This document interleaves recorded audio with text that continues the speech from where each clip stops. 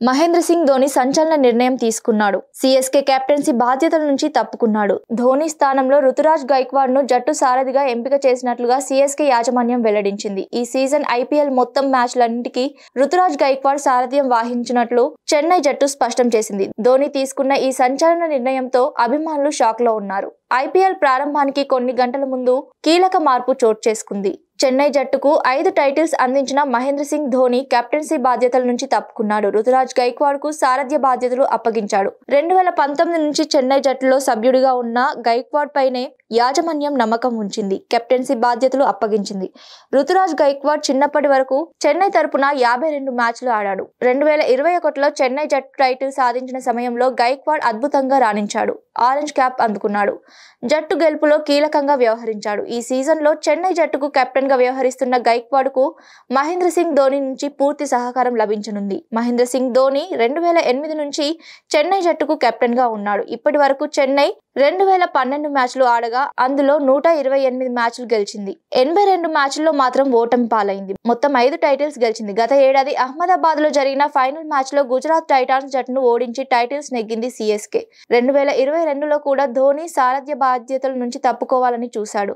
రవీంద్ర జడేజాకు బాధ్యతలు అప్పగించాడు. ఏం జరిగిందో ఏమో కానీ జడేజా చేతులెత్తేశాడు.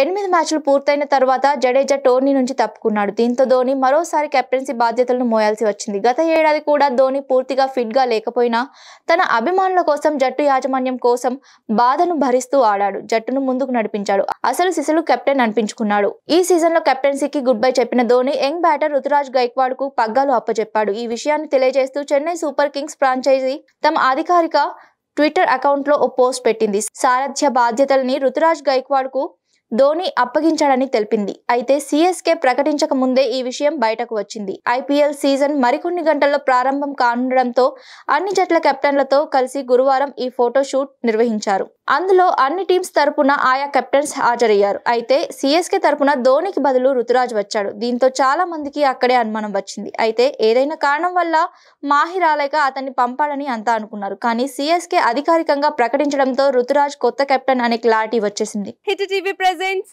Like, share, comment.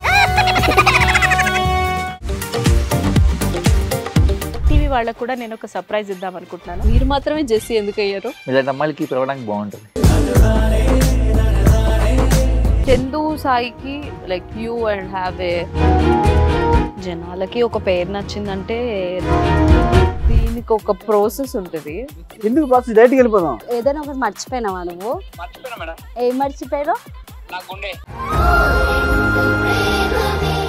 ఏదో ఆ టైంకి మన సుడి బాగుంటే ఎవరన్నా చూపిస్తే రాయగలం కానీ డోర్ టు డోర్ సేల్స్ చేసేవాళ్ళు. శారీ వస్తుంది, శారీలో వెనకాల కట్టుకుని